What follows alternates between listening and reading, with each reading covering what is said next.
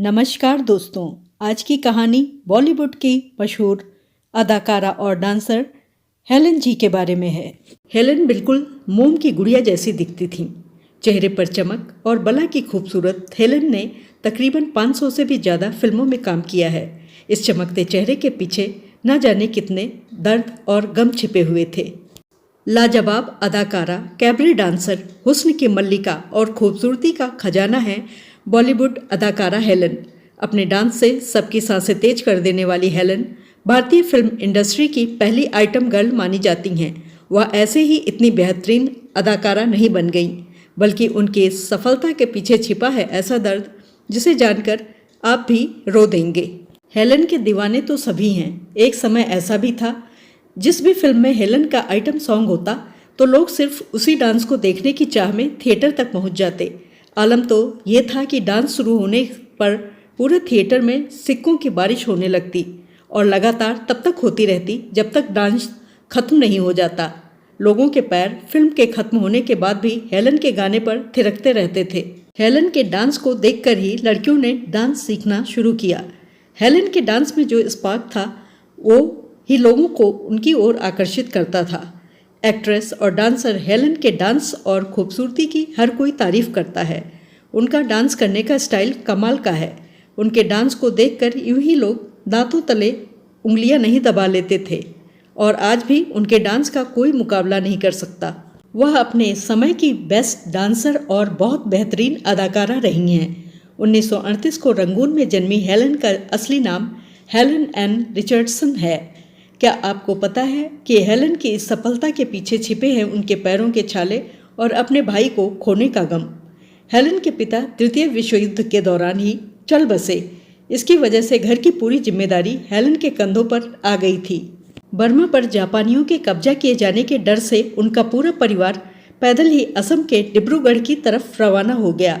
दुश्मनों से बचने के लिए उन सभी ने जंगल के खतरनाक रास्तों पर चलना ही सही समझा।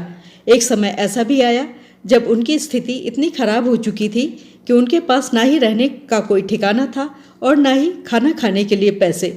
राह चलते वक्त जिसने जो सुविधा दे दी बस उसी से गुजारा हो रहा था। जिस किसी ने आसरा दिया वहीं पर सो लिए। जिसने भी खाना दान में दे दिया उसका शुक्रिया करके वह खा लिया। कभी कभी किसी ब्रिटिश जवान को भी उनकी हालत पर तरस आ जाया करता था तो वह भी उनकी मदद कर दिया करते थे। सभी के पैरों में चलते चलते छाले तक पड़ गए थे, लेकिन मंजिल अभी दूर थी। न जाने कितने ही मासूम लोगों ने चलते चलते अपनी जान गंवा दी। हेलन की मां गर्भवती थीं और ऐसी हालत में रास्ते में ही उनका गर्भपात हो गया। इसको देखकर हेलन का बुरा हाल हो गया। हेलन को मन ही मन में ये बात सता रही थी कि वह इतनी छोटी हैं कि अपनी माँ के लिए कुछ भी नहीं कर पाई। रास्ता इतना लंबा था कि खत्म होने का नाम ही नहीं ले रहा था। इतनी सारी मुसीबतें कम थीं कि हेलन के भाई को स्मॉल पॉक्स हो गया।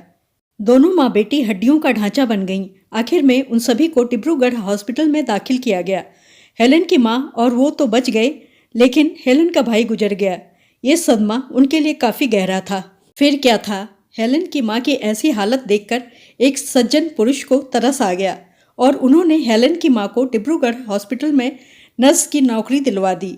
डिब्रूगढ़ हॉस्पिटल में कई सीरियस मरीज आया करते थे।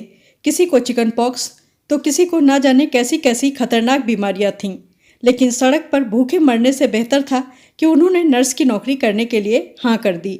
फिर क्या था, हेलन की माँ अस्पताल में नर्स का काम करने लगी। माँ और घर की ऐसी स्थिति देखकर मासूम हेलन ने पढ़ाई लिखाई को भुलाकर फिल्म इंडस्ट्री में काम तलाशना शुरू कर दिया। कई सालों तक वह स्टूडियो के चक्कर लगाती रहीं। आखिरकार उनकी किस्मत पलटी और उन्हें फिल्म हावड़ा ब्रिज में काम करने का मौका मिला।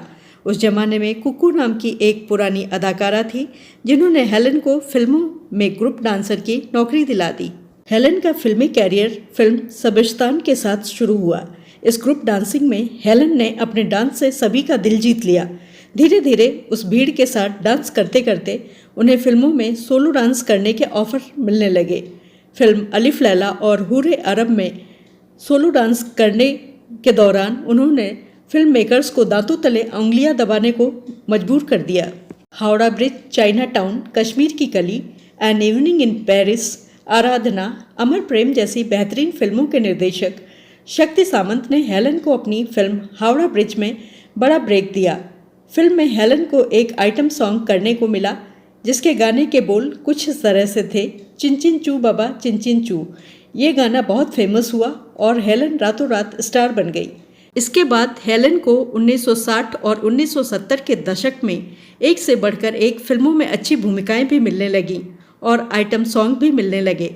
उन्होंने फिल्म गुमनाम, चाइना टाउन, सच्चाई और छोटे सरकार में अपने अभिनय की प्रतिभा दिखाई।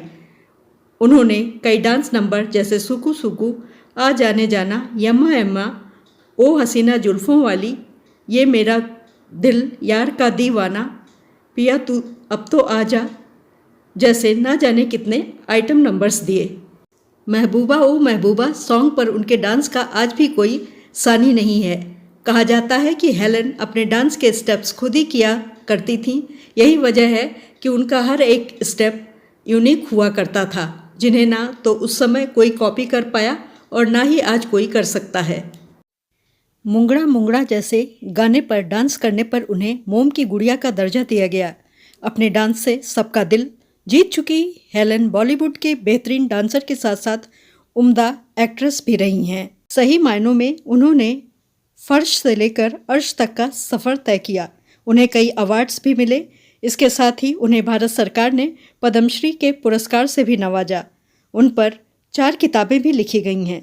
तो दोस्तों, ये थी बेहतरीन अदाकारा और लाजवाब डांसर हेलन जी की कहानी।